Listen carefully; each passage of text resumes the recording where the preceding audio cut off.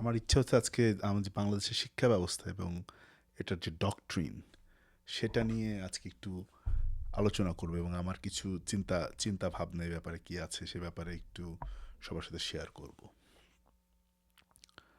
তো একটা আহ, প্রথমে আমাদের সমাজের যে কিছু পারসিস্টেন্ট আইডিয়াস অ্যাবাউট শিক্ষা বা সেটা কি করে সে সেইখানে যেই ভুল ধারণাগুলো বা অন্যভাবে বলতে গেলে সমাজের মধ্যে শিক্ষাকে একটা ক্লাস ডিস্টিংশন বা ক্লাস ওয়ারে জেতার একটা টুল হিসাবে দেখার যেই প্রপোজিশন আছে সেটার ব্যাপারে কিছু বলতে চাই। যেমন ধরেন যে আমাদের আহ, পাঠশালায় আমরা কি শেখাই বাচ্চাদেরকে, লেখাপড়া করে যে গাড়ি ঘোড়া চড়ে সে। তো আমরা এই কথাটা বলার মাধ্যমে কি করলাম, যে যেই শিক্ষা আসলে আমাদেরকে একটা, যদিও ক্লিশে শোনা যায় কথাটা, কিন্তু একটা আলোকিত মানুষ করে তোলার কথা, একটা বেটার হিউম্যান বিং করে তোলার কথা, সেখান থেকে আমি আসলে একটা শিক্ষাকে নামিয়ে নিয়ে আসলাম গাড়ি ঘোড়া চলার মধ্যে, তাকে আমি ডিফাইন করে দিলাম। তার মানে একজন লোক যখন সে গাড়ি ঘোড়ায় চড়ে তখন সে ভাবা শুরু করে যে মুই কি হনুরে, I must be better than everyone else. তো এই যে থিঙ্কিং অ্যাবাউট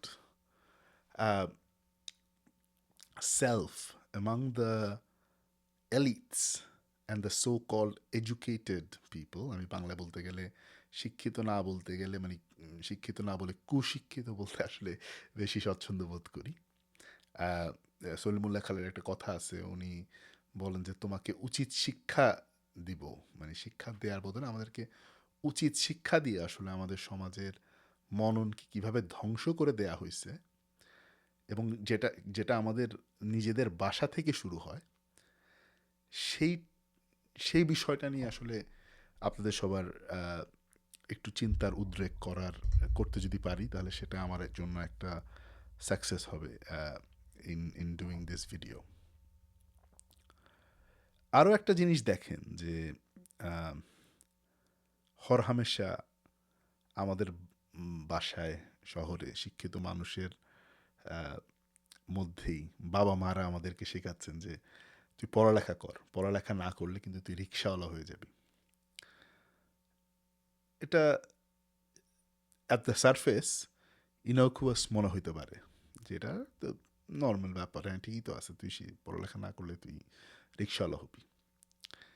কিন্তু এই জিনিসটা ভেবে দেখেন যে এটার ভেতরে যে অন্তর্নিহিত মেসেজটা আছে, যে you are better than the rickshaw puller, বা ওই ক্লাস ডিস্টিংশনটা মেনটেইন করার একটা প্রয়োজনীয়তা, এটা কিন্তু একটা কলোনিয়াল মাইন্ডসেট থেকে আমাদের মধ্যে আসছে। হ্যাঁ, যে আমাদেরকে অন্য, এই যে আমাদেরকে ওদের থেকে বেটার হইতে হবে, এটা না বলে যদি আমাদের বাসায় আমাদের বাবা মারা আমাদেরকে বলতো যে তুই লেখাপড়া কর, যাতে দুনিয়াতে, যাতে এই দেশে দেখ রিক্সা যারা চালাচ্ছে তাদের কত কষ্ট করতে হইতেছে, কাউকে যাতে বেঁচে থাকার জন্য এত কষ্ট করতে না হয়, তুই পড়ালেখা করে সেটা অ্যাচিভ কর, how much larger and bigger the mission of our lives could be, right? So এই সব যে বিষয়গুলো, আহ, এগুলা আমাদের আসলে মননের ভিতরে একটা আহ, ভয়াবহ শ্রেণী বিদ্বেষ তৈরি করছে, যে আমরা মনে করি যে আমরা কিছু অ্যাচিভ করলে জীবনে, যে আমরা অন্যদের থেকে বেটার, আমরা যোগ্য, বা আমি আহ, ভালো বাসায় থাকি, ভালো বেতনে চাকরি করি, আমার আহ, কিছু এন্টাইটেলমেন্ট তৈরি হয়ে গেছে টু ডিসাইড যে কোনটা রাইট বা রং, বা কার কী পাওয়া উচিত, কার কী দায়িত্ব ইত্যাদি। সো এই জায়গা থেকে আমরা আসলে বের হওয়া আমি মনে করি অতীব জরুরি, যদি আমাদের দেশ সমাজ এখানে আমরা আসলে মেরিটোক্রেসি চাই, এখানে যদি আমরা একটা ভালো সমাজ তৈরি করতে চাই। রাষ্ট্র তৈরি করার ব্যাপারে অনেক আলোচনা আছে আমাদের পলিটিক্যাল স্ফিয়ারে বলেন, সোশ্যাল স্ফিয়ারে বলেন। রাইট নাও 2024 গণ অভ্যুত্থানের পরে এ ব্যাপারে বহু আলোচনা আছে জনপরিসরে, কিন্তু যে আলোচনাটা খুব একটা নাই সেটা হচ্ছে যে আমাদের সোসাইটিতে আমাদের রোলটা কি। আমি যখন আমার লিভিং রুমে আলাপ করি, আমার বা আমার সমাজের যে ব্যর্থতাগুলার কারণে আমাদের রাষ্ট্র এবং সমাজ আজকে এই জায়গায় দাঁড়ায় আছে, সেই সব জায়গা থেকে কিভাবে আমাদের গ্র্যাজুয়েশন ঘটবে, নেক্সট লেভেলে যাওয়ার জন্য, সেই আলোচনাগুলো কিন্তু অনুপস্থিত। সেলফ রিফ্লেকশনগুলো কিন্তু অনেকটাই অনুপস্থিত। তো শিক্ষার কথা বলবো বলে এত কথা বললাম, এটার কারণ হচ্ছে যে এই যে generational paradigm shift of our thought process as a collective society, এই জিনিসগুলো ঘটানোর জন্য একমাত্র নিয়ামক শক্তি যেটা কমনলি অ্যাপ্লিকেবল টু এভরিওয়ান, সেটা হচ্ছে আমাদের শিক্ষা ব্যবস্থা, সেখানের পলিসি এবং এক্সিকিউশন অফ দোজ পলিসিজ, এটা আমরা কত ভালোভাবে করতে পারি। তো শিক্ষা নিয়ে যখনই কথা হয়, অনেক ধরনের অপিনিয়ন আছে এই স্পেসে। যেমন একটা বেশ ভালো এবং কার্যকরী অপিনিয়ন হচ্ছে যে আমাদেরকে কর্মমুখী শিক্ষা করতে হবে। তার মানে হচ্ছে শিক্ষা আমাদেরকে আসলে কর্মসংস্থানের সুযোগ সৃষ্টি করার জন্য সাহায্য করবে। এটার সাথে আমার ব্যক্তিগতভাবে কোনো বাহাস নেই, এটা ঠিক যে করতে হবে, কিন্তু সেটাই একমাত্র বিষয় না। বরঞ্চ আমি বলবো যে শিক্ষাকে আমাদের কর্মমুখীও হতে হবে। কিন্তু সমাজ গড়ার ক্ষেত্রেই শিক্ষার যেই অবদান রাখার প্রয়োজন, সেটা সর্বোচ্চ বলে আমি মনে করি। সো আমি কিভাবে চিন্তা করি যে আসলে, বা আমি যদি শিক্ষা পলিসি আসলে ড্রাইভ করতাম, কিভাবে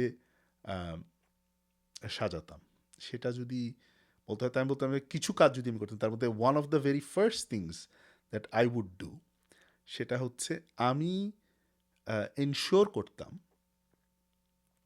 যে বাংলাদেশের প্রতিটা স্কুলে কলেজে বাচ্চারা, স্টুডেন্টরা কালেকটিভলি তাদের নিজেদের ক্লাসরুম, স্কুলের টয়লেট, বাথরুম, স্কুলের এরিয়া, গার্ডেনিং, এগুলো নিজেরা করবে। You may ask Y.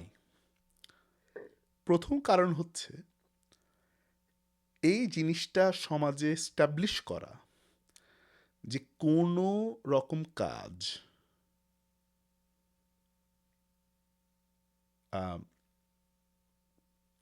Disrespectful না, খুবই গুরুত্বপূর্ণ বিষয়। এটা অটোমেটিক্যালি এনশিওর করবে যখন আমি গিয়ে আমার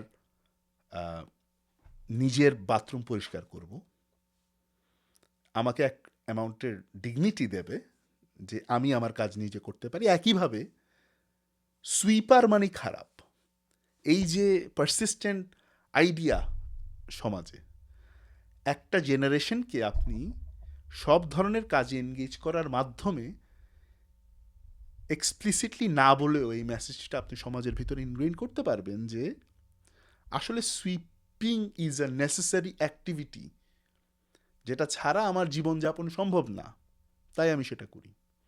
বা ফার্মিং আমার প্রয়োজন, সেটা আপনি এনশিওর করতে পারবেন সেই কাজের সাথে স্টুডেন্টদেরকে এনগেজ করার মাধ্যমে তারা যদি স্কুলের গার্ডেনটা ঠিক করে তার মাধ্যমে স্কুলে বাংলাদেশে এখন আজকে আমাদের একটা ইস্যু যে আহ,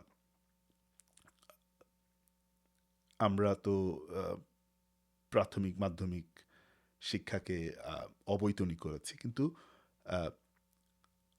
the opportunity cost of education, যারা পড়ছে না তারা অন্য কিছু করছে, সেটা আমরা কিভাবে অ্যাড্রেস করব। তো এটার একটা বড় পার্ট হচ্ছে যে তারা কি খেতে পারে কিনা ইত্যাদি। সো যদি আমরা আমাদের স্কুলগুলোতে খাওয়া দেই, ফর অ্যান এক্সাম্পল, তো সেইটাও কি একটা ইকোনমিক সিস্টেম তৈরি করা যায় যে স্কুলের বাচ্চারাই স্কুলের এরিয়াতে প্রোডাকশন করবে, তারা নিজেরাই কুকিং করবে, তারা নিজেরাই ইনিশিয়েটিভ তৈরি করবে স্কুলের কালেকটিভ স্টুডেন্টদের কালেকটিভ এফোর্টের মাধ্যমে, যার থেকে আসলে একটা সার্কুলার ইকোনমিক মডেলে সেই জিনিসগুলোকে ফান্ড করা যাবে। এগুলো করা সম্ভব।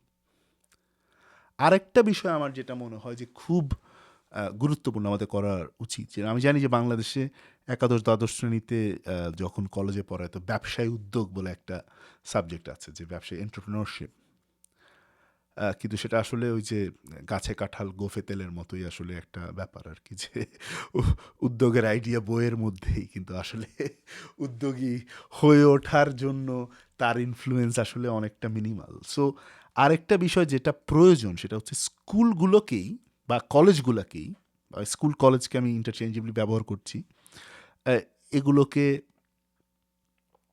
এন্টারপ্রেনারশিপের বা নতুন কর্মসংস্থান সৃষ্টির আইডিয়া জেনারেশনের প্রাণকেন্দ্র করে তোলা। তার মানে হচ্ছে আমাদের টার্গেট হওয়া উচিত যে আমাদের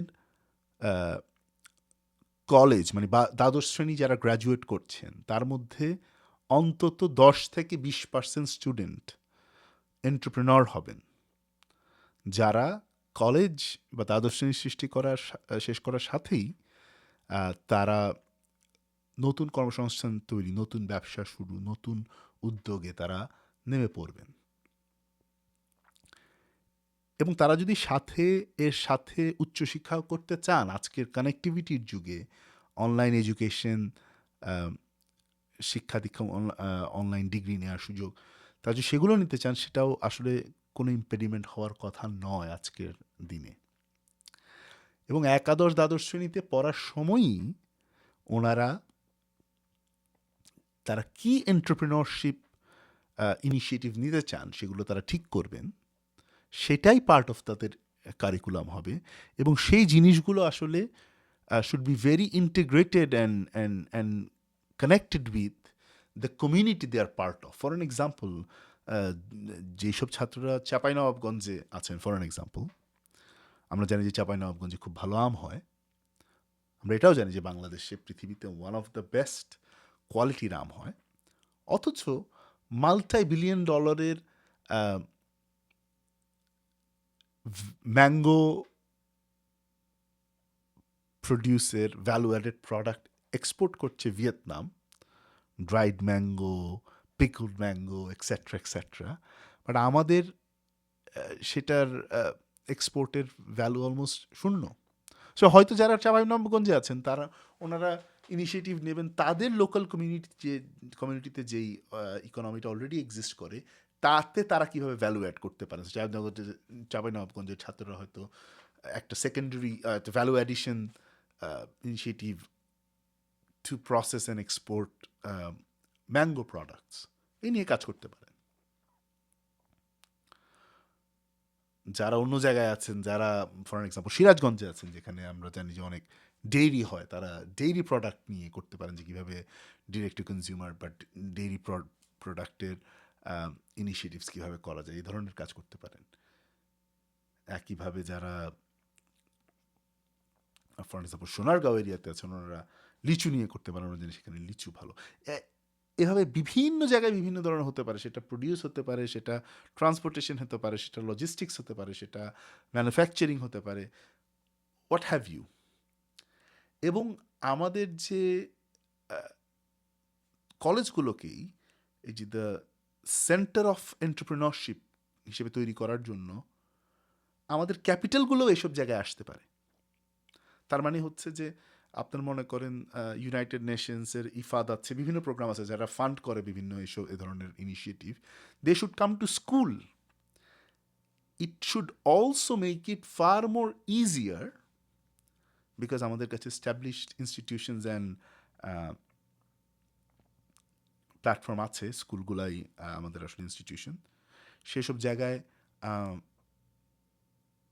লোনগুলো ডিসবার্স হতে পারে, এখান থেকে মানুষ অ্যাচিভ করতে পারে, এখান থেকে মানুষ লোনগুলো নিয়ে ইনিশিয়েটিভগুলো শুরু করতে পারে। এবং আমরা যদি চিন্তা করি যে আমাদের সমাজের, আমাদের যারা যারা স্কুল কলেজ গ্র্যাজুয়েট করছেন তাদের মধ্যে 10% লোকও যদি উদ্যোক্তা হন এবং তার মধ্যে এক একজন যদি গড়ে 10টা করে কর্মসংস্থান তৈরি করে, সেটাই তো আমাদের 100% মানুষের কর্মসংস্থানের প্রয়োজনীয়তা মিট করার কথা।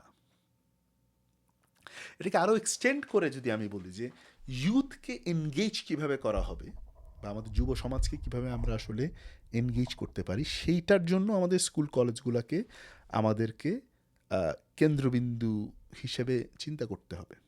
যেমন আজকে যদি সকালে ক্লাস শুরু হয়ে 1:30 বাজে ক্লাস শেষ হয়ে যায়, আমাদেরকে চিন্তা করতে হবে যে কীভাবে আমরা স্কুল শেষ হওয়ার পরেও তাদেরকে এনগেজ করে রাখবো, কীভাবে আরও অনেক বেশি স্পোর্টস তারা অ্যাসোসিয়েট করতে পারবে। সেটার জন্য কি আমাদের লিগ ভিত্তিতে থানা, ইউনিয়ন, জেলা, বিভাগীয় ভিত্তিতে খেলা প্রয়োজন, অনেক সেটা প্রয়োজন। তাহলে এগুলোকে সেলিব্রেট আমরা কিভাবে করতে পারবো সেটাও আমাদেরকে দেখাতে হবে, যাতে এগুলোকে আমরা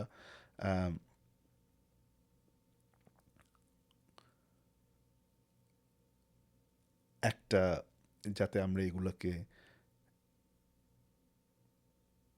ছাত্রদের জন্য একটা ইন্টারেস্টের জায়গা হিসেবে প্লেস করতে পারি, সেই জিনিসটা আমাদেরকে দেখতে হবে।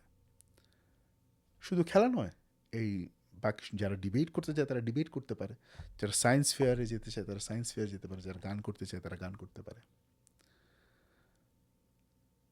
সো এই সব কিছু মিলে আমাদের ইউথকে এনগেজ করে, এবং যত বেশি আমরা এই কাজগুলো করব, যেই ছেলেটি সকাল থেকে স্কুলে যায়, তারপর বাসায় আসে, তারপর আবার গিয়ে খেলতে যায় এবং সন্ধ্যা 7টা পর্যন্ত সে খেলাকুদার মধ্যে সে থাকে, খেলাতে জেতার জন্য কি প্ল্যান করতে হবে সেটা থাকে, সে বিয়ে বাড়ির সঙ্গে আড্ডা দেয়, তার আসলে ইয়াবা গাঞ্জা এগুলা খাওয়ার কোনো সময় নাই, সময় থাকবে না, বা ইন্টারেস্টও তৈরি হওয়ার কথা না। সুতরাং আপনি যদি মাদক সমস্যা, যেটা একটা বিশাল সর্বগ্রাসী সমস্যা হিসেবে আমাদের দেশ এবং সমাজে উপস্থিত, যদি এ ব্যাপারে আমাদের যথেষ্ট আলাপ নেই আসলে গণপরিসরে আজকে, এগুলোকে ট্যাকেল করার জন্য আপনি এগুলোকে ট্যাকেল করছেন বলার প্রয়োজন নাই। আপনি ইউথ এনগেজমেন্টকে যদি স্কেল করতে পারেন, অটোমেটিকলি সেই জিনিসগুলো অ্যাচিভ হবে।